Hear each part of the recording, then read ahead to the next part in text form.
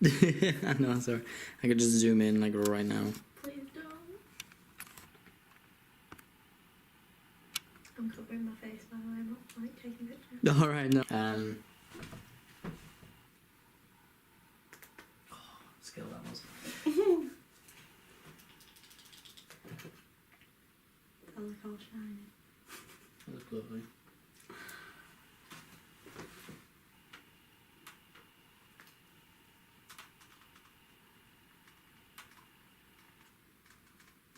I need to not play with my nails. Anxiety thing, is it? Glimmers. Nice. Not like no, that sounded disgusting actually after I've just said that. Okay. So what I'm going to do is I'm going to look at that camera and say like welcome to the next talk, and then I'm going to switch to that one when I introduce you. Okay. Cool? Yeah. Awesome. The start's always the worst part.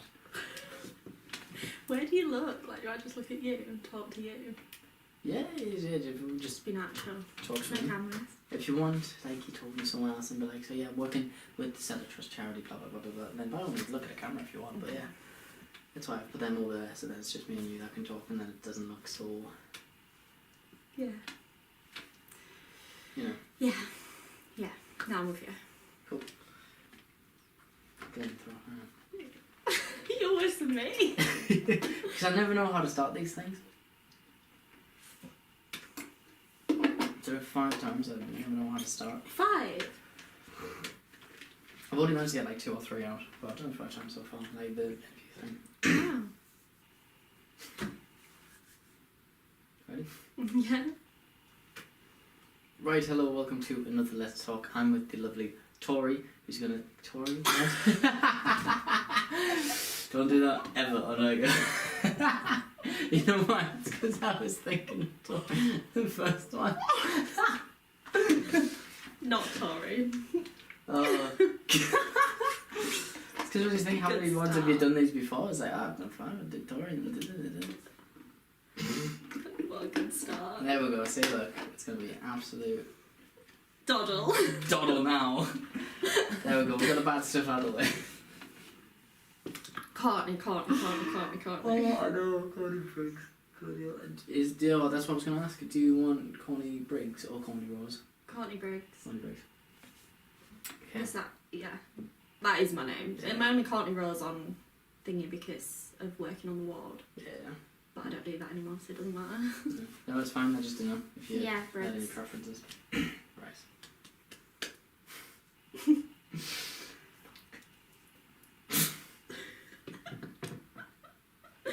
Oh god. Oh my god. Alright. Come on now. Composure. Right, hello and welcome to another I'm thinking much of it. Ah. So you just want to do it. Do you need to do some meditation? I might need to, you know, after all this. Okay, so Jay's struggling. So hi, I'm Courtney. Please, just take on. No. You do the talk for me, I'll answer as you.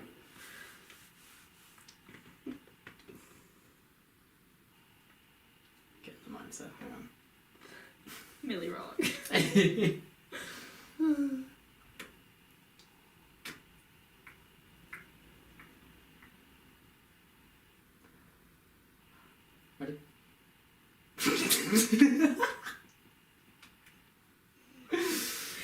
Come on now, Jay, we've got a skydive to go to. Oh no.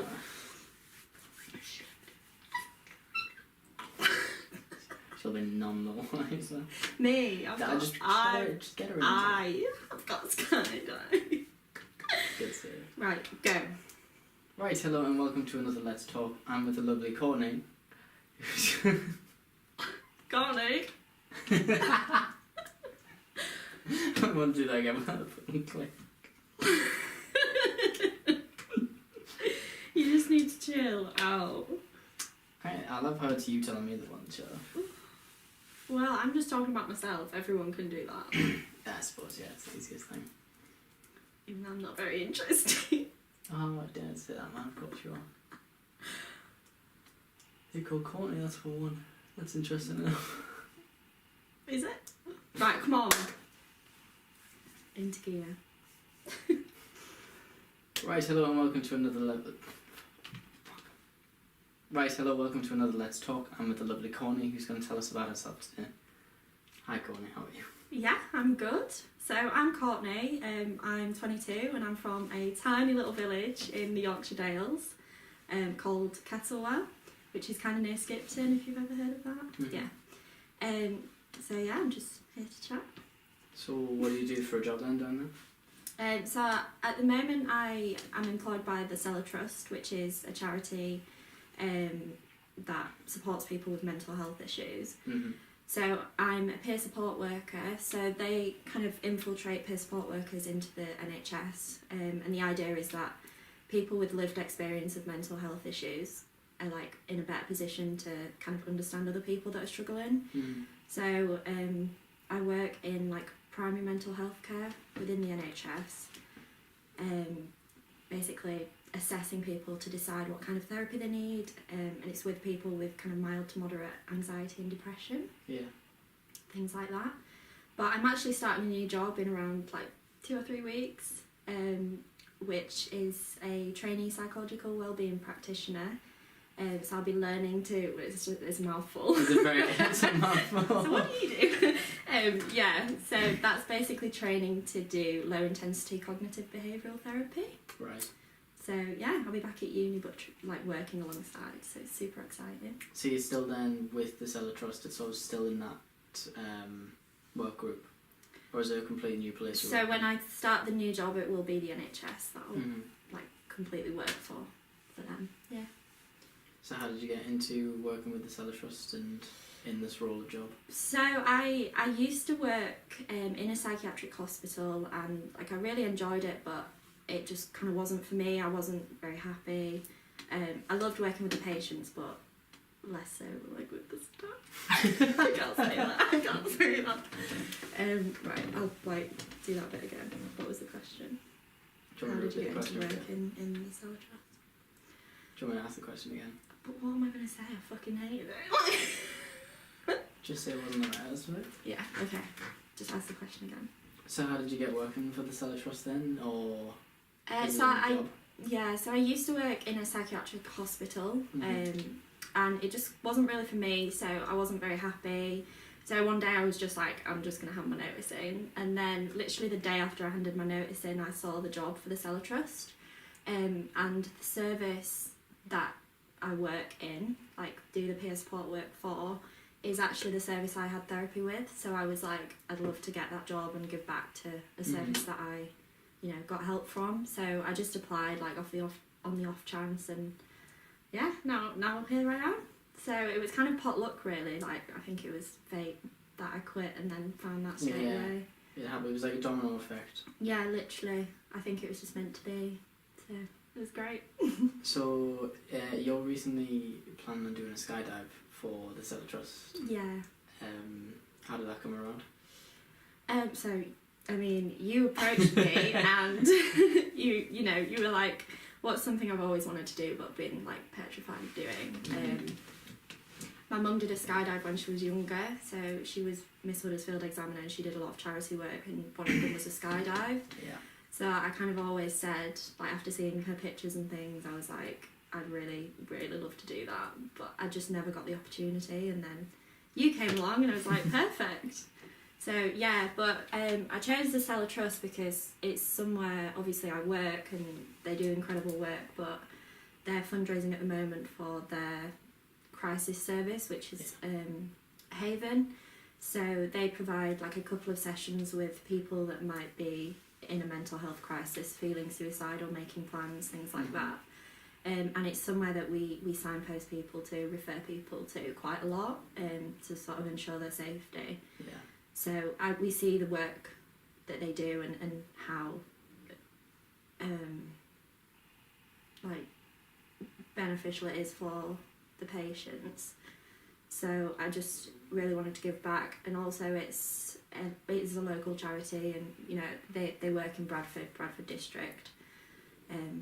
So I wanted to Something close to the heart and all that. Yeah, exactly, yeah.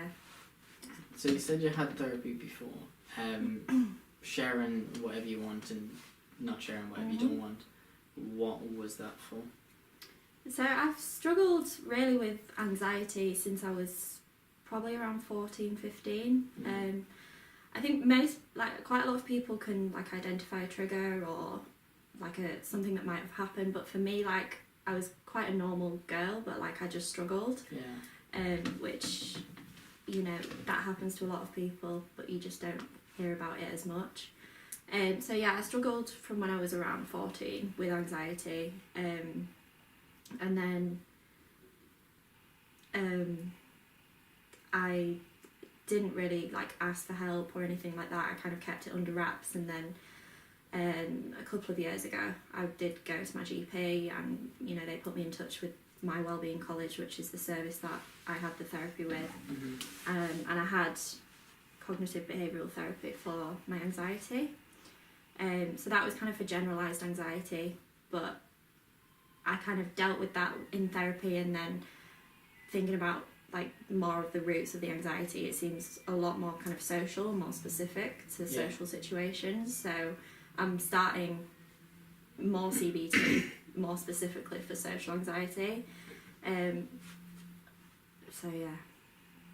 Do you think it's been beneficial so far, all of what you've had, or because it wasn't specific, do you think it hasn't really done a lot?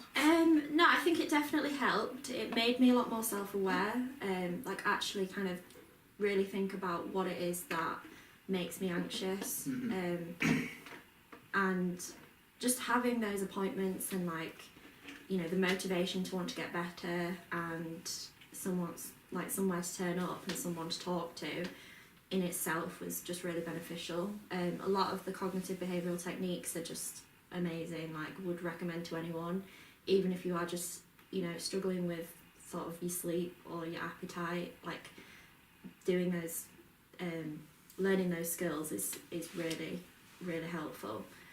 But a lot of it I kind of already did, like myself. So I do a lot of mindfulness and meditation. I struggled a lot with my sleep in the past, so I got myself into meditation every night before bed. I have a really good routine, and that's something that's really helped me. And I think there's quite a big push at the moment with like mindfulness. So yeah, I think it has helped, but I think I just need to go that little bit further. Yeah, it's still like which is what, yeah, that's what kind of my next stage of therapy is going to be. Which, you know, I think I like in the past I kind of recognised there was a serious issue, because I did struggle with like suicide and suicidal ideation and like that kind of thing, and I think when that's happening you can really recognise there's something wrong. Whereas now that's not something that ever like crosses my mind or anything like that, but I still know that like the way that I think and my thought processes sometimes are really irrational. So I'm like, yeah, I still want to work on that, even though I'm not like the extreme end of the mental health spectrum. So I think it's important that if you feel like something's not quite right, to still get that therapy and reach out. Yeah. So are you doing the therapy, you say, is giving you the techniques and giving you the classes and the knowledge. Is the stuff you do independently and on your own to sort of achieve them goals, or is it sort of all just working with the therapists? So, I mean, mindfulness is a cognitive behavioural therapy technique. So, a lot of it you kind of, you get... I'll just think about this question. Sorry. What's the question? Do you do it? I'll quickly check this, because that's just beaches.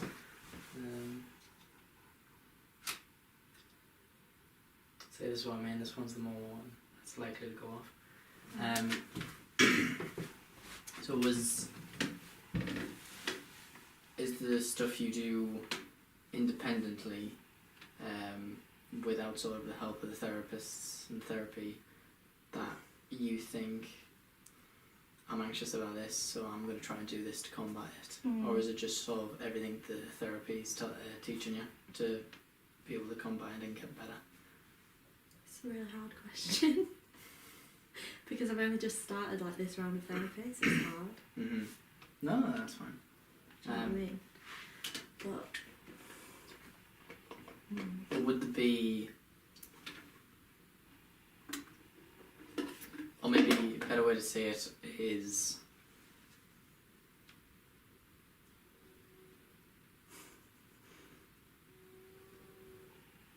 is there something you would like to do, or have in your head what you'd want to do to manage to combat? Because of course you know sort of what you get anxious about and stuff. Is there anything you think specifically you could start doing to combat which you want to start?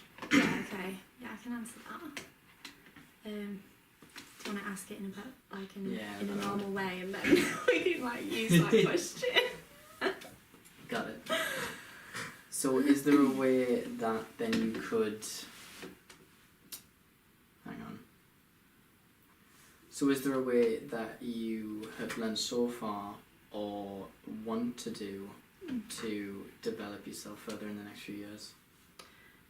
So I think when I had therapy sort of the first time, a lot of it was around self-care techniques, and it's called low intensity. So it's a lot around kind of breathing techniques, what to do when you're actually feeling anxious in that moment. Yeah. And I use all those techniques, but for me they they're really helpful in the moment, but they don't deal with the cognitions and the thought processes. So kind of this round of therapy that I'm going through, I want to learn how to actually kind of change the way I'm thinking, actually challenge those thoughts and realise that they are irrational in that moment, to kind of decrease the anxiety over time. Because the more I challenge the thoughts and those irrationalities, the less they'll be, they'll diminish. That anxiety will diminish over time. So that's my main goal for this therapy, because I do all of the techniques in that moment when I'm feeling anxious. Like I say, breathing techniques is massive. I used to get panic attacks quite bad, and one of my the best technique is kind of breathing in for 4, holding for 4, and back out for 6. And I use that to this day, and I say it to people on the phone when I'm working, when I can hear them getting anxious, and it really, really helps. But I think dealing with the actual way that I'm thinking and challenging those thoughts will be the most beneficial thing for me. Yeah. Which is why I kind of push to get therapy again and continue to develop in that way. And I think once I've done that, hopefully I'll be in a lot better position. Yeah. Well, no, it's good, because I think the thing that everyone struggles on, probably the hardest part, is either admitting it yourself that there's an issue, and getting that first intake of help. Of course, you've had the therapy in the past, so you sort of know what it's like, but for them people, it's still, even to say I think I need it again, is probably the hardest step to originally take. Yeah, I mean, getting that therapy first time round, it helps you just to understand what you're actually experiencing as well. So even if you thinking all these things and feeling all these ways and don't really know what it means, just to have that low intensity therapy can help you understand what it actually means to feel anxious or feel low or whatever it might be. And understanding it and being more aware of it is the first step to getting better. So I would, I just think anyone who is kind of just not happy within themselves, or there's something that doesn't feel quite right, just reach out, because it's just worth it. It's really worth it. How did you then, or did you ever feel anxious that you needed to sort of help cope yourself with when coming to meet me for all this, for the talk and the jump? So my biggest thing is planning. I really have to know kind of what I'm doing and when, and when I'm gonna eat, down to the tea, when I'll have time to shower, wash my hair because I've got lots of it, little things like that. So when we made this plan, I did say to you what is the exact plan, I need to know times, where I need to be, addresses, everything, and that's how I kind of cope with those situations where I'm meeting people. Obviously social anxiety is what I predominantly struggle with, so this was pretty out of my comfort zone really, meeting you, but you know, I've dealt with it by being super organised and kind of everything that I can control, I've controlled. So yeah, that's the main thing I've done for this. And also just, you know, getting to know you before as much as I could. Yeah. I think that's the best way, because the thing is, as much as a lot of the times it's like you said with the jump, like you've always wanted to do it and you never had the opportunity, and then I came along with that opportunity. It's great that them opportunities are around and social media provides that platform. I couldn't have managed on my travels if I didn't use the Yes Theory Facebook page or the Couchsurfing app. And both of them I have to meet randomers who I've never met or spoken to in my life. So it's great that I think we did it the right way. We spoke about what we wanted to do with the talk and the jump. We had a call over the phone, face to face, to sort of familiarise ourselves with each other. And then even yesterday, just sort of going out and just getting to know each other. Before then, of course, we did. Yeah. We attempted the jump today. And, fingers crossed later. I know, fingers crossed for after the shoot, and then of course the shoot. So it's important for anyone who is sort of watching or listening to take them opportunities, and even if they're anxious about like sort of reaching out, to, if the opportunity comes, reach out. Don't be scared of strangers online, but put all the precaution places in need, and don't just, you know, up and out. I think particularly if it's something you know really want to do. Obviously with this it was all about like, you know, promoting positive mental health, and obviously I'm really passionate about that, so I really did want to, as scary as it was to sort of meet you off the internet, like it was something that I care about, so I was like, do you know what, like just go for it, like what have you got to lose? So I did, but I just made you plan it to the T. Yeah, for someone who doesn't plan, I've had a plan a lot, and I'm absolutely fine with that. Hopefully everything will pay out. Of course we had a bit of hassle through lockdown and the COVID pandemic. How well do you think you've managed to cope with your anxieties and stuff, and with work? How have you been through lockdown? I mean, I started the job that I'm in at the moment right as we went into lockdown, so I've worked from home for the entirety of this job, which has been strange because I haven't met like 75% of like the people in my team, and I've been there like 5-6 months now, so it's super strange. But I feel like I've actually really enjoyed lockdown. I mean, social events were pretty non-existent, so obviously as someone that struggles with that, it was like a blessing. But I think it's been quite hard since lockdown's eased and plans have come back, because that anxiety has raised. So I have like kind of really noticed, I was like, oh, I'm feeling great, like I'm not anxious at all, and then like as lockdown's, you know, eased, I've felt that coming back, which is obviously not great, but during actual lockdown I just really enjoyed it. My brother's been at home, he normally lives in London, so he was at home the entirety of lockdown as well. I moved back to my parents, and it was just, you know, proper family time, and that's my favourite kind of time, so I've absolutely loved it in the weirdest way. And I think it's made everyone kind of realise that we don't need to be moving at like 100 miles an hour all the time, and like everyone's kind of slowed down and like is more present, which is, you know, what mindfulness is all about. So I'm loving it. Especially from working at home, I imagine you're around them a lot more, especially like in lockdown, when you were around them almost all the time. And now still, even though they've eased a bit, you're still around them.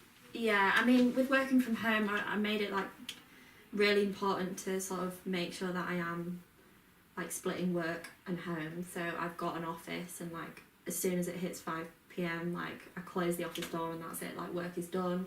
Change out of my like work clothes and make sure that I'm in like home headspace, because I think it's really important to not mix like your relaxing side and your work side. So I've done that like religiously through lockdown.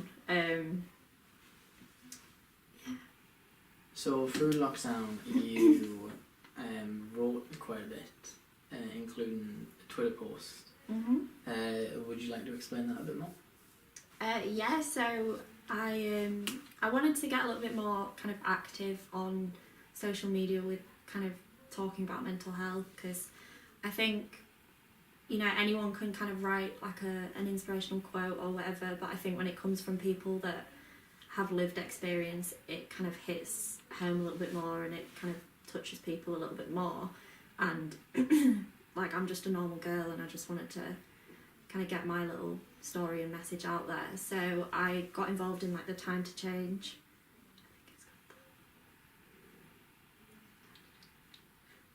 Do you want a little check? So yeah, I got involved in the Time to Change story camp. So that was basically, you know, if you wanted to start blogging or writing, then you just signed up for that, and they would send you a theme each week, well, each 2 weeks, to write about. And the first one was the importance of talking about mental health. So I did a little Twitter thread about it, just to be like really open and honest about my reasons for talking about mental health. And it was the first thing I've ever really written. So it was quite daunting, like, especially as someone who struggles with social anxiety, like the fear of judgment and the fear of, like, you know, many people might read this. And put yourself out there. I really did put myself out there, but I just thought, you know, it's only to help people, hopefully, fingers crossed.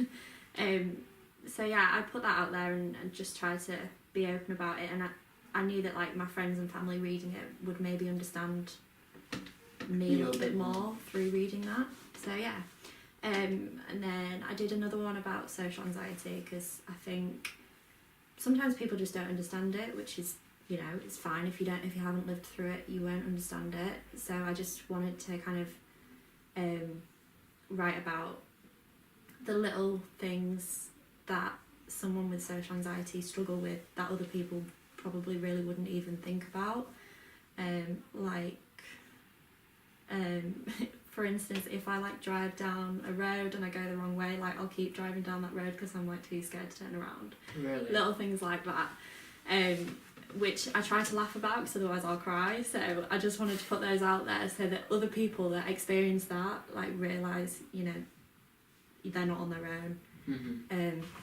So yeah, I guess I just wanted to just have my voice a little bit out there. Just listening to what he was doing. Why the fuck does that keep going? I'm such a talker. See, look, I told you get proper into it, don't you? I know, but I'm like, what was sad?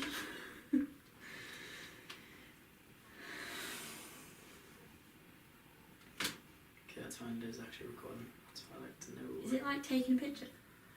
No, it records, but I think it's got like one of them, like, timestamp things on, so it records for a certain amount, and then because you haven't touched it, then it just like closes. See what I was taught. Hopefully you can like fix those bits that where I stumble. Oh yeah, absolutely. Like I said, I've got other cameras, so not to worry. I have stumbled in myself. I've completely forgot what the other questions were. I mean, It doesn't matter, does it? No, it doesn't. What was that one that we spoke about, the Twitter? Yeah, Twitter. And I've just said loads about like being a normal girl on my voice. So I don't know if you want to like double question. Normalise. No, that's what I was going to say. I had it in my head when you first mentioned the Twitter post. I actually need to press record on that again.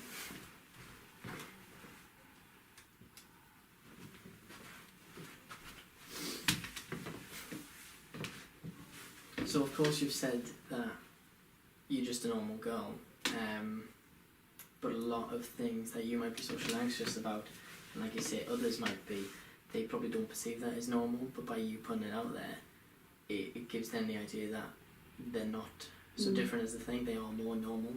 And I think that's what's good to sort of portray it as, because a lot of people do have these anxieties and, you know, drive down a road and be too scared to drive back.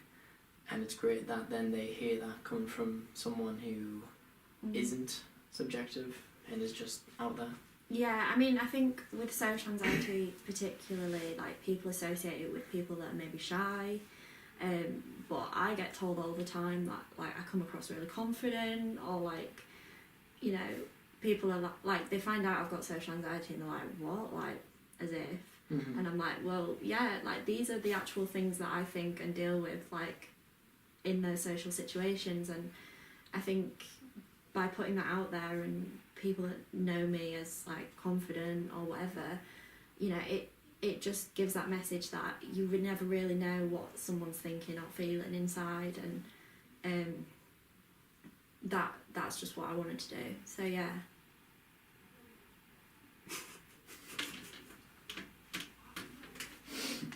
So yeah. So yeah. Duh. I love it. It's funny because I talk about something really deep and then I'm like Pulling it off as not like, so yeah. fucking hell. So then I want to ask you probably a question.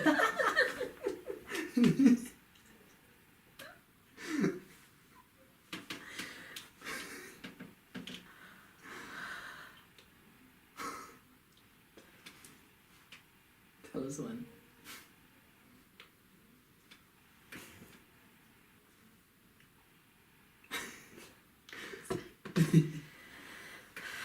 Okay, go. So I'd want to ask you then, probably a question that you are going to hate with everything, because I know you take social media detoxes. What is something you're then looking forward to in the next few years? Either work-wise, what you're achieving, or personally, what would you strive for? Ooh,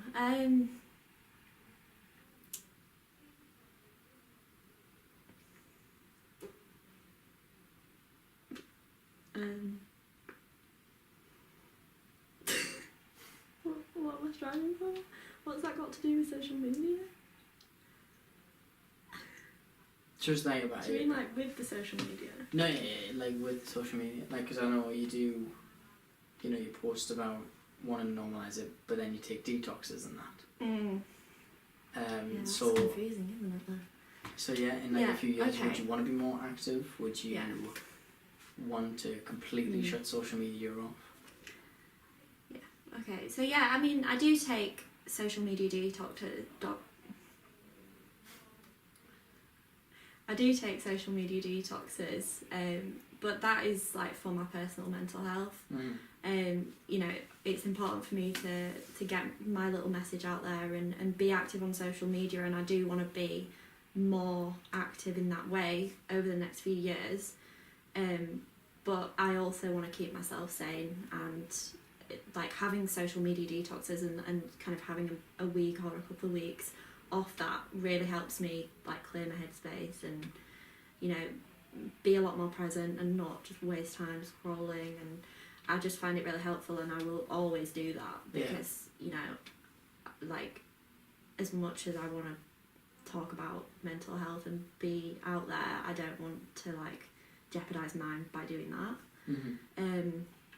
But I'm a lot more, like I've got a lot more involved in the social media with my work as well, so I think I can have like my personal social media detoxes but still be active on like my work's social media. So you know, I've got an outlet for my voice that way as well. Yeah. So that's obviously really helpful. So yeah. So would you, is there like a schedule where you like detox, or is it generally like anytime you feel like you need it, you'll take it? Yeah, it's just when I feel like I need it, like if I'm just feeling a bit like overwhelmed or like socialised out, like and I just need to kind of recharge my batteries and not speak to people. Like I'm quite introverted as well, so I do need like my me time, and for me, me time is, you know, being off social media, got my head in a book, like so I just do it when I feel like I need it, when I'm maybe quite overwhelmed. Yeah, so they're not scheduled. Even though I like to plan things, they're not planned. They're the one thing I plan. I laugh because I always say I need to recharge my social battery, and either I'll be at like a party or like the next day, like I'll just need a nap because I need to recharge that social battery. That's hilarious. What advice? Because I've thought about it and looked at about it, and I imagine loads of people probably do go, I want to get off social media, but because it's like that addicting kind of thing, how do you do it? Do you log off everything? Do you delete everything? Do you just manage to just have the apps there and not touch them? When I like have a proper like detox, like I do what do you call it? What do you call it when you like deactivate? So when I like have a social media detox, I do like deactivate my accounts on Instagram and Facebook, but I keep Twitter because I don't really use it. Like I just use it for work. Yeah. So yeah, I do actually deactivate them, and then delete the apps, obviously. So I just completely don't go on it. But I completely deleted Snapchat because I was like, it's, you know, a bit of a wasted app on my phone. So I just got rid of it, and I don't miss it at all. And I was off Instagram for like a couple of months and didn't really miss it, but I like to use that just to look at like happy things, like self-care things. Yeah. So a lot of people on there, like when I got it back, I just kind of, it sounds a little bit savage, but I like unfollowed like a lot of people that, you know, didn't kind of inspire me or like provide me with like positive energy. I just kind of got rid for myself.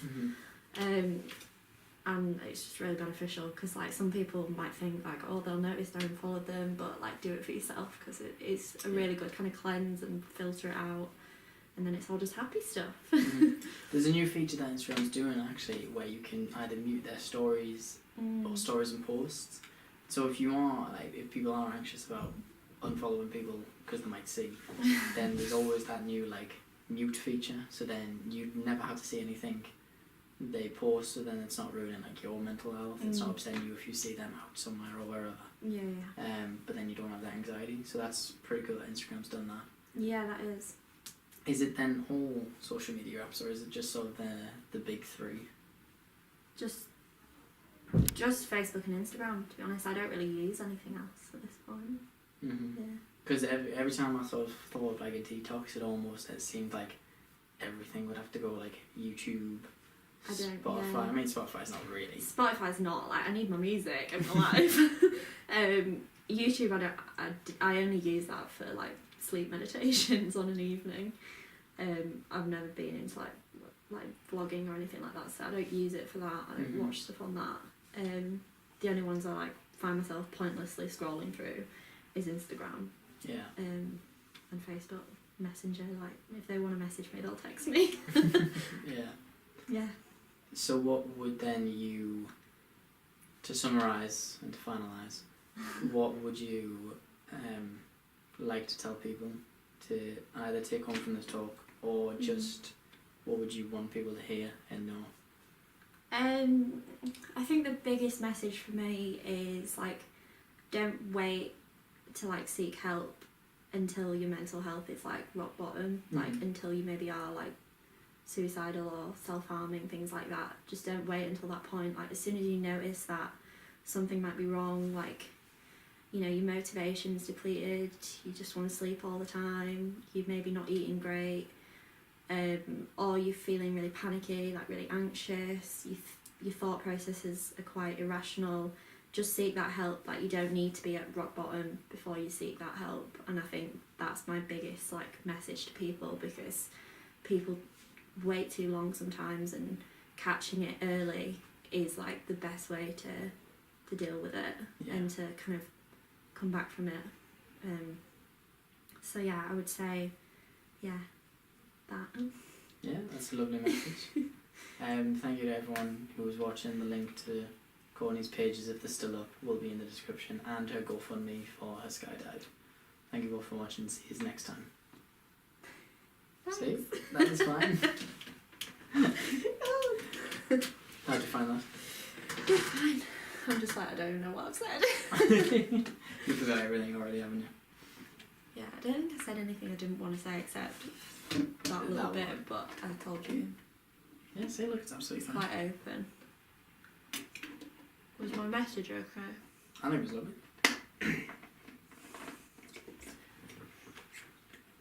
Not as bad as you thought, or as worse as you thought? I hope the angle was nice, otherwise we're fucked. That's not what's the important thing. That's why I let the mirror there for you so you can roughly see. I can't see myself in that. No, can you not? But I think it looks alright. Woo! That was fine.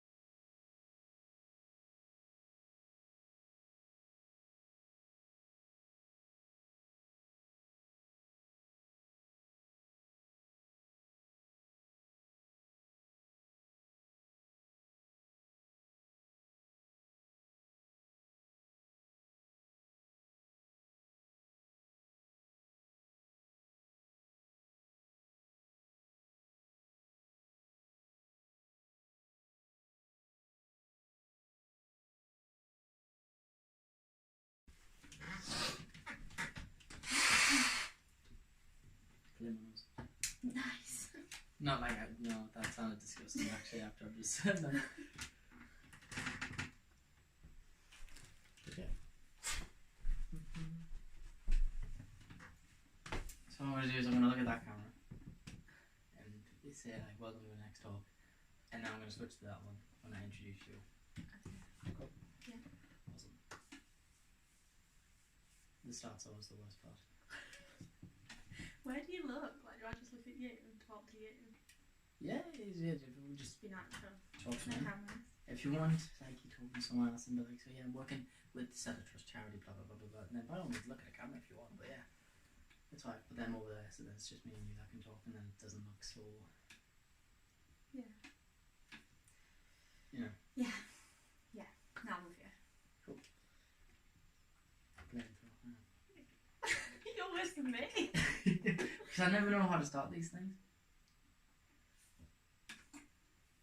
So 5 times I never know how to start. 5. I've only managed to get like 2 or 3 out, but I've done it 5 times so far. Like the thing. Wow. Ready? Yeah. Right, hello, welcome to another Let's Talk. I'm with the lovely Tori, who's gonna... Tori? Don't do that ever on a... You know why? It's because I was thinking of the first one.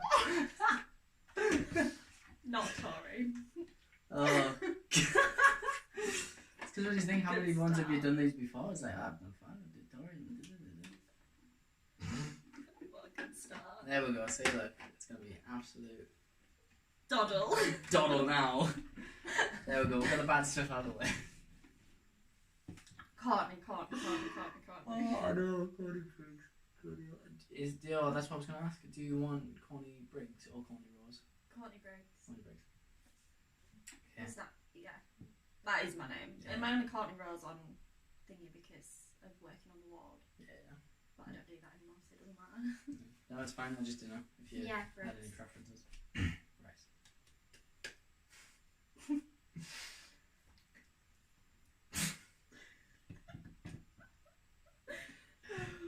Oh my god. Alright. Come on now. Composure. Right, hello and welcome to another I'm thinking much of it. Oh. Do you just want to do it? Do you need to do some meditation? I might need to, you know, after all this. Okay, so Jay's struggling. So hi, I'm Courtney. Please, just take on it. You do the talk with me, I'll answer as you.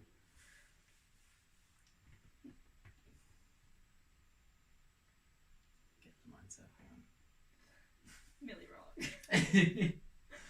on.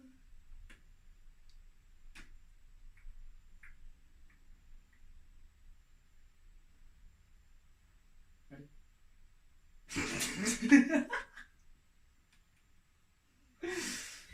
Come on now, Jay. We've got a skydive to go to. Oh no.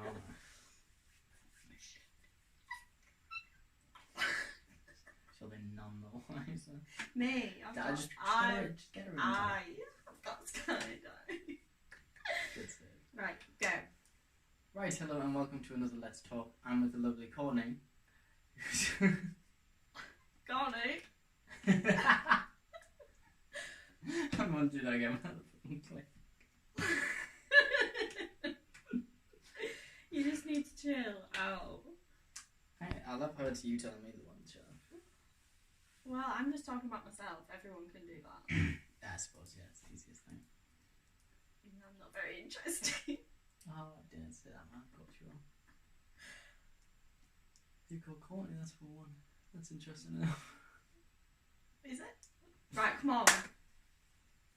Into here. Right, hello and welcome to another Right, hello, welcome to another Let's Talk. I'm with the lovely Courtney, who's going to tell us about herself today. Hi, Courtney, how are you? Yeah, I'm good. So I'm Courtney. I'm 22 and I'm from a tiny little village in the Yorkshire Dales called Kettlewell, which is kind of near Skipton, if you've ever heard of that. Mm-hmm. Yeah. So yeah, I'm just here to chat. So, what do you do for a job then down there? So at the moment I am employed by the Cellar Trust, which is a charity that supports people with mental health issues. Mm-hmm. So I'm a peer support worker, so they kind of infiltrate peer support workers into the NHS, and the idea is that people with lived experience of mental health issues are like in a better position to kind of understand other people that are struggling. Mm-hmm. So I work in like primary mental health care within the NHS, basically assessing people to decide what kind of therapy they need, and it's with people with kind of mild to moderate anxiety and depression, things like that. But I'm actually starting a new job in around like 2 or 3 weeks, which is a trainee psychological wellbeing practitioner. So I'll be learning to. It's a mouthful. It's a mouthful. So what do you do? So that's basically training to do low intensity cognitive behavioural therapy. Right. So yeah, I'll be back at uni, but like working alongside. So it's super exciting. So you're still then with the Cellar Trust, it's sort of still in that work group, or is it a complete new place? So when I start the new job, it will be the NHS that I'll like completely work for them. Yeah. So how did you get into working with the Cellar Trust and in this role of job? So I used to work in a psychiatric hospital, and like I really enjoyed it, but it just kind of wasn't for me. I wasn't very happy. I loved working with the patients, but less so like with the staff. I can't say that. I can't say that.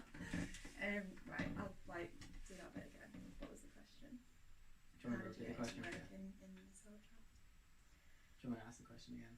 What am I going to say? I fucking hate it. Just say it wasn't the right answer. Yeah, okay.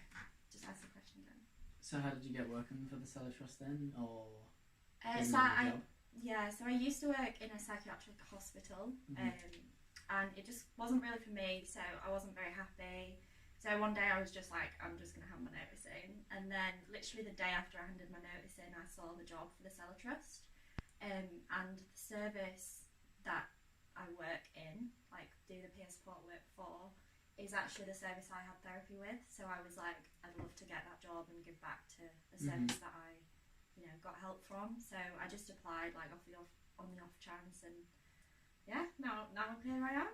So it was kind of pot luck really. Like I think it was fate that I quit and then found that straight away. Yeah, it was like a domino effect. Yeah, literally. I think it was just meant to be. So it was great. So you're recently planning on doing a skydive for the Cellar Trust. Yeah. How did that come around? So I mean, you approached me and you were like, what's something I've always wanted to do but been like petrified of doing. My mum did a skydive when she was younger, so she was Miss Huddersfield examiner and she did a lot of charity work, and one of them was a skydive. Yeah. So I kind of always said, like after seeing her pictures and things, I was like, I'd really, really love to do that, but I just never got the opportunity, and then you came along and I was like, perfect. So yeah, but I chose the Cellar Trust because it's somewhere, obviously I work and they do incredible work, but they're fundraising at the moment for their crisis service, which is Haven. So they provide like a couple of sessions with people that might be in a mental health crisis, feeling suicidal, making plans, things like that. And it's somewhere that we signpost people to, refer people to quite a lot, to sort of ensure their safety. Yeah. So we see the work that they do and how like beneficial it is for the patients. So I just really wanted to give back, and also it's a local charity, and they work in Bradford district. So I just I wanted to something close to the heart and all that. Yeah, exactly. Yeah. So you said you had therapy before. Sharing whatever you want and not sharing whatever you don't want. What was that for? So I've struggled really with anxiety since I was probably around 14, 15. I think quite a lot of people can like identify a trigger or like something that might have happened, but for me, like I was quite a normal girl, but like I just struggled. Yeah. Which that happens to a lot of people, but you just don't hear about it as much. So yeah, I struggled from when I was around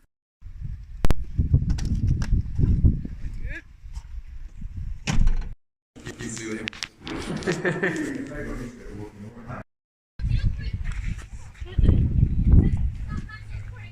would imagine they'll fly this way.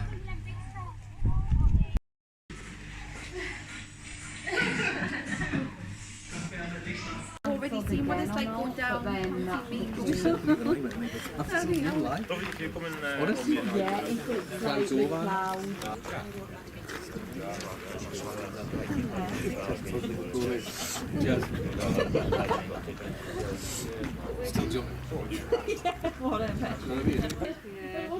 feeling? I'm literally so excited. Are you? I've got a little bit of nerves, but I think I'm more excited. I think it's just nervous to get in there. I think as soon as I've done the training and I'm in here, then I think I'll be fine. But before then, no, I think I'll be terrified. See, I think I'm the other way. I think I'm feeling very chill, and as soon as I get up there and they open the doors, I'm going to be like, fuck! I'm completely opposite. I think I've got the feelings now, but I think the more... what's the word? More thrill feelings than they are... The exciting feelings more than they are like nervous. It's the same twist in the stomach. I think it's just a relief. I think that's what it is. It's a slight relief as well that last time was cancelled and this time it looks very promising. A little bit of wind, but... Yeah, no, hopefully it just stops.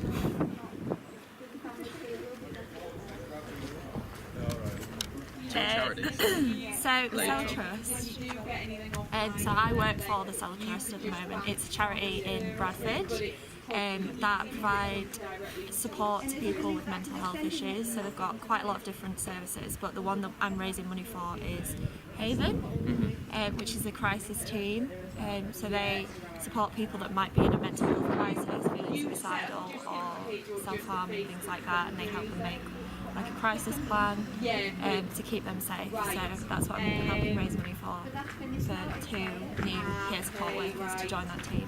You were the last one to check the Just Giving page. How much will it raise for? £430, which is amazing. Smashing our target. I know. Our target was £350, and technically we've had a few more donations, but they've helped us to move from a Thursday to a Saturday. And my sister's company, Links Recruitment, they actually sponsored me to do the skydive, so they paid for the skydive, which is amazing of them. Like, so grateful. And then after the day, it's still open for a few more weeks, so when everyone sees the video, hopefully the donations go open up. Yeah, I'm thinking people aren't thinking that I'm actually going to do it. So as soon as they see that I've done it, hopefully we'll get the dollar in.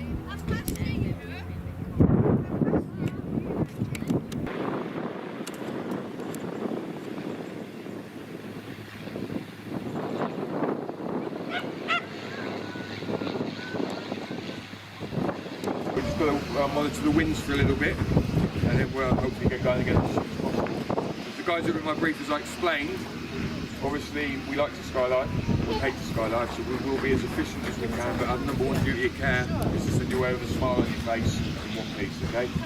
Please bear with us, and I'll keep you updated as best I can, but for the time being, if you haven't heard anything, the winds are just as they are.